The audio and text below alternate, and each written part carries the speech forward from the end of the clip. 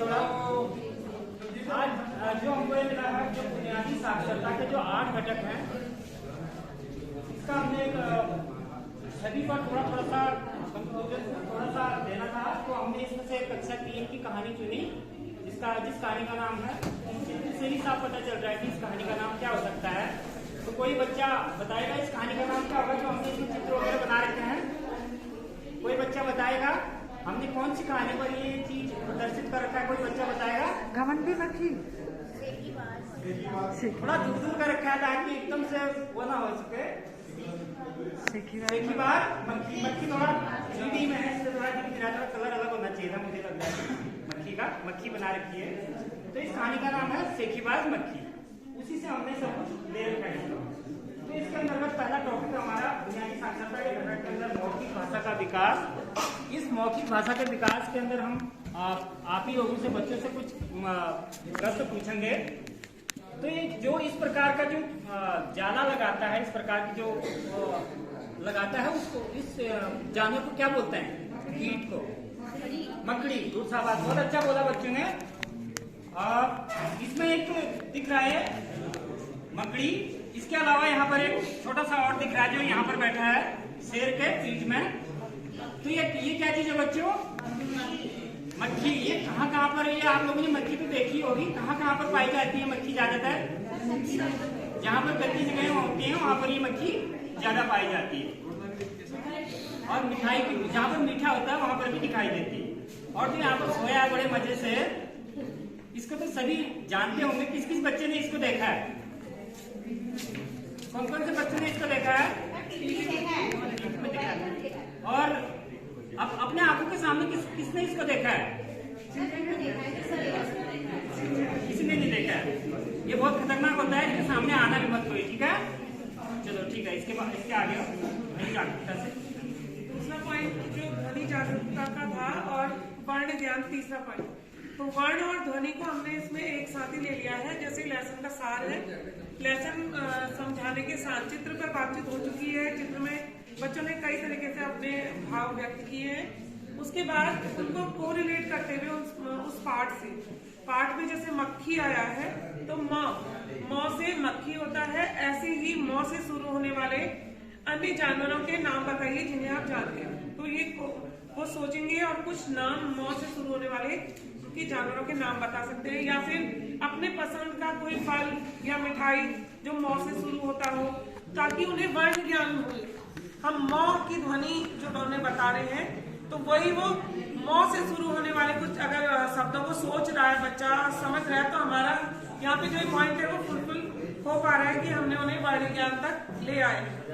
उसके बाद शब्द भंडारण के लिए इसी में से ही हम कुछ शब्द, जैसे इसमें शेखी बाज आया है, तो श शब्द का प्रोनाउंसिएशन कराने के लिए कुछ हम ऐसे उनको और शब्द से उनको जोड़ेंगे। जैसे श से बेटा और कौन कौन से शब्द हो सकते हैं?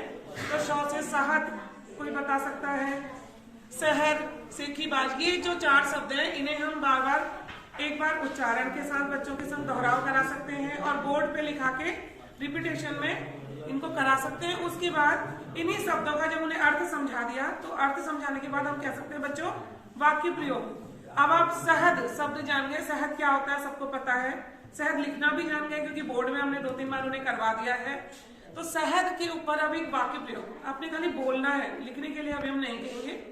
तो बोलने के लिए कहेंगे तो बच्चा कुछ भी बना सकता है, जैसे मैंने कल शहद खाया था, या हमारे घर में शहद है, या मधुमक्खी शहद बनाती है। कुछ भी बच्चे जो भी सेंटेंस, अगर छोटे छोटे सेंटेंस भी बोल रहे हैं, तो शब्द निर्माण यहाँ से बच्चा करना सीख रहा है। ऐसे कुछ शब्द हैं, जैसे इसमें आया है सेखी बाज। तो बाज शब्द, ये शब्द बच्चों को नया लगा होगा, तो नए शब्द में बाज शब्द जोड़ के कुछ अन्य शब्द हम देंगे और उन्हें कहेंगे कि इसमें जोड़ के बनाइए। जैसे पतंग, पतंग में बाज जोड़िए, पतंग बाज। पत्थर, पत्थर पे पत्थर बाज। ये पत्थर बाज शब्द बच्चों कहाँ सुना? आजकल सुना कहीं? हाँ, कश्मीर में, शाहीन बाग में, इधर नीचे सुनते रहते हो। तो पत्थर बाज आजकल बहुत हो रहा है। निशाने बाज, निशाने में जोड़ेंगे निशाने बाज। क्या होता है निशाने बाज? हाँ, जैसे सेखी बाज, सेखी बाज का मतलब है शेखी। शेखी का मतलब होता है, बताओ?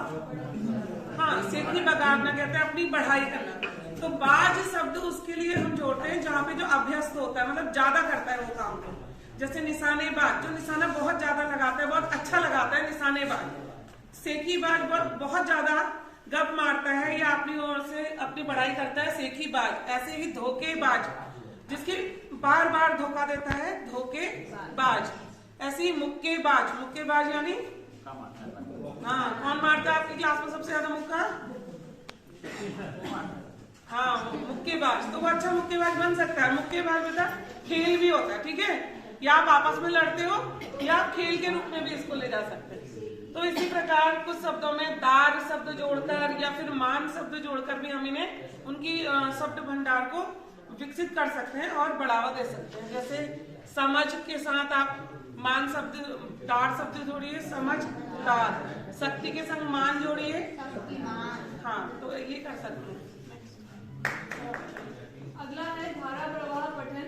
तो इसमें जो कॉन्सेप्ट दिया गया I do, we do and you do. इसमें सबसे पहले जो शिक्षक होगा वो पढ़ के बताएंगे आगे से, उसके बाद साथ में बच्चे पढ़ेंगे उसका पीछे से अनुकरण करते हुए, और बाद में फिर बच्चों को हम बुला सकते हैं कि वो उनका किस तरीके से उसका पाठ को वाचन कर रहे हैं।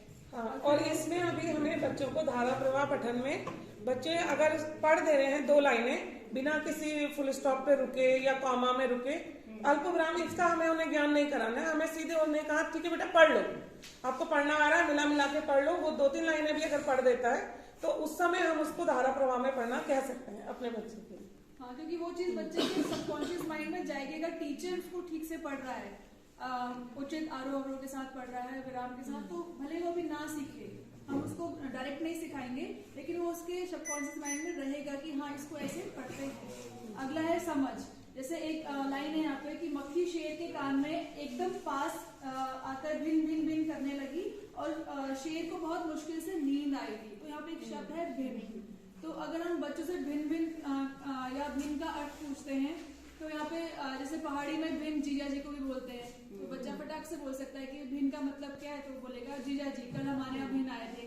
तो और अगर हम भिन में जाए गणित में इसको जोड़ें तो हालांकि वो भिन्न है, लेकिन भिन्न भी अगर उसको बोले तो फ्रैक्शन के साथ भी चला जाएगा उसका मीनिंग, तो वो भी आ जाएगा उसके साथ। और भिन्न एक अपने आप में एक उच्चार शब्द भी है, जैसे मक्खी की भिन भिनाहट, ठीक है वो। तो ये भिन भिन भिन, ये आवाज आपने कहाँ सुनी है? बच्चों को अगर करा जाए भिन भिन भिन, तो बच्चे कहेंगे ऐसे मक्खी करती है भिन भिन भिन। तो ऐसी कोरिलेट करते हुए और जानवर कैसी आवाजें निकालते होंगे, और जानवरों की आवाजें उनसे पूछ सकते हैं। या भिन भिन भिन, ये 3 बार आया है, ऐसी ही आवर्ती 3 बार आते हैं जो शब्द कुछ आवाजें होती है, कहाँ सुनी, कौन कौन सी आवाजें हो सकती है। तो हो सकता है कोई बच्चा बता दे, जैसे या अगर नहीं बता पा रहे हैं तो टीचर ही उसे बताए। जैसे सर सर सर, ये सर सर सर आवाज कहाँ आती है बच्चों? तो बच्चे की हवा चलती है तेज, सर सर सर सर। और या फिर झरझर झर, ये झरझर की आवाज कहाँ सुनी है? तो पानी से कोरिलेट बच्चे कर सकते हैं या झरने से। तो ये हम इनको आगे सोचने पे यहाँ पे मजबूर कर सकते हैं बच्चे को। नेक्स्ट फिर है लेखन। तो यहाँ अब लेखन के लिए हम क्या कहेंगे, जो शब्द हमने कहानी से कठिन शब्द जो निकाले थे हमने, उनको हम क्या करेंगे, पहले टीचर खुद बोलेगा। जैसे हमने लिखा बुद्धिमान, कितने बच्चे ऐसे मिस्टेक कर जाते हैं, बुद्धिमान इनको लिखना सही से नहीं आता। तो हमने कठिन शब्दों को पहले टीचर बोलेगा, फिर बच्चे अपने नोटबुक में उसको लिखेंगे। फिर उसके बाद जब, और जैसे प्रणाम लिखाया, मकड़ी लिखाया, और शेर में भी बच्चा तालव्य स्व, मूर्धन्य स्व और दंती स्व में अंतर नहीं कर पाता, वो शेर को दंती स्व लिख देता है शेर करके। तो हमने इसको देखना है, तो बच्चे को हम लिखा देंगे। जब बच्चे ने लिख दिया तो उसके बाद हम क्या करेंगे, उसको टीचर उसको बोर्ड पे लिखेगा। बोर्ड पे लिखने के बाद फिर टीचर बच्चों से कहेगा, बेटा देखो कि जो जो शब्द यहाँ पे मैंने आपको लिखवाए हैं, आप इनको देखो, आप खुद अपने टीचर खुद बनो। हम स्कूल में भी करते हैं, खुद बच्चों से कुछ न कुछ, जैसे एक पैराग्राफ लिखवाया फिर उनको बुक दे देते हैं या कुछ भी करते हैं, उनसे कहते हैं खुद अपना करेक्शन करो, जो जो आपने गलत कर रखा उसको बोला लगा दो। तो वही चीज इसमें हमने ये कर रखा है कि बोर्ड पे लिखवा देंगे बच्चों को, और बच्चों से कहेंगे खुद जो शब्द गलत आ रखा है उसको आप क्या करो, गोला कर दो, और जो सही है उस पर आप टिक लगा दो। तो बच्चे इसको वो करेंगे और उसमें तब अपना जो उनका गलत है उस पर गोला करके और जो सही पर टिक लगा देंगे। इससे उनका क्या होता है, उनके जो अशुद्धियां होती है वो खुद बच्चे समझ जाता है कि मैंने इसको गलत लिखा है। अगर हम वैसे बोल के लिखाएंगे तो बच्चा उसको इतना ध्यान नहीं देता है, तो बच्चा अगर खुद उसको फिर दोबारा सही करेगा तो बच्चा समझ जाता है कि हाँ यार मैंने तो इसमें ये गलती की थी और उसको मैडम ने बोर्ड पे ऐसे लिखा तो मैंने खुद गोला किया और उसको बार बार बच्चे जब अपनी नोटबुक खोलेगा ना उसमें खुद देखेगा कि इसमें मैं टीचर बना था यार, इसमें मैंने खुद गोला लगा रखा था, इसमें मैं सही लगा रखा था और वो खुद बार बार देख भी लेगा कि मैंने तो 4 लिखा थे, 4 मिनट में मैं खुद उनसे कहता कि अपने को अंक भी दो, अगर 4 दिया है अगर तुमने 3 सही कर रखा तो उसमें 3 दे दो, अपने को नंबर दे दो, तो बच्चा उसको और भी ज्यादा देखता है कि मैंने कितने अंक प्राप्त कर रखे हैं। इसमें कुछ ईमानदार बच्चे होते हैं जो अपने को सही नंबर देते हैं, कुछ बच्चे ऐसे होते हैं कि नहीं ये मेरा गलत हो गया, जल्दी से रबर से इरेज करके, तो इसके लिए हम कर सकते हैं कॉपी एक्सचेंज। तो बच्चों की इनका तुम लाओ बच्चों कॉपी दो, सबको अलग अलग कॉपी दे दी, इनका इसका तुम चेक करोगे, इसका तुम चेक करोगे, इससे बच्चों को डाउट भी नहीं रहेगा और आंसर भी क्लियर। स्वतंत्र पठन के लिए हम बच्चों से कहेंगे उनको स्वतंत्र पठन के तो सभी बच्चों को अलग अलग विषय देकर, या जरूरी नहीं है हमको आप इसी कहानी से, जैसे लाइब्रेरी में हमारी छोटी छोटी कहानियां पढ़ी रहती है, बुक्स पढ़ी रहती है, उनको उठा लिया वहां से और उसमें छोटी छोटी कहानियां बच्चों को पढ़ने के लिए दे दी, उसमें फिर देखा जाएगा कि किस बच्चे को उस कहानी को पढ़ना आना चाहिए। इसमें यहाँ पर देखा जाएगा थोड़ा उनका धारा प्रवाह जो होता है, इसमें देखा जाएगा कहाँ पर बच्चा क्या कर रहा है, उचित आरोह अवरोह के साथ उसको पढ़ रहा है और उसमें स्वतंत्र पढ़ रहा है और उसको अपने दैनिक जीवन से उसको जोड़ रहा है, जैसे उसमें पढ़ रहा है और उसको अपने दैनिक जीवन से उसको फिर जोड़ भी रहा है। इसमें हम उनको उनकी लाइब्रेरी की किताबें या कुछ भी किताबें जो उनको अच्छी लगे किताबें, ये किताबें उनको हम दे सकते हैं। और या इसी में से किसी भी एक टॉपिक पे बच्चे से कहिए जो चित्र तुम्हें अच्छा लग रहा है उसके बारे में 4-4 लाइनें लिख दो, या घर से आप 5 जंगली जानवर, 5 पालतू जानवर ऐसे लिख के ले आइए, तो ये हो जाएगा। Thank you.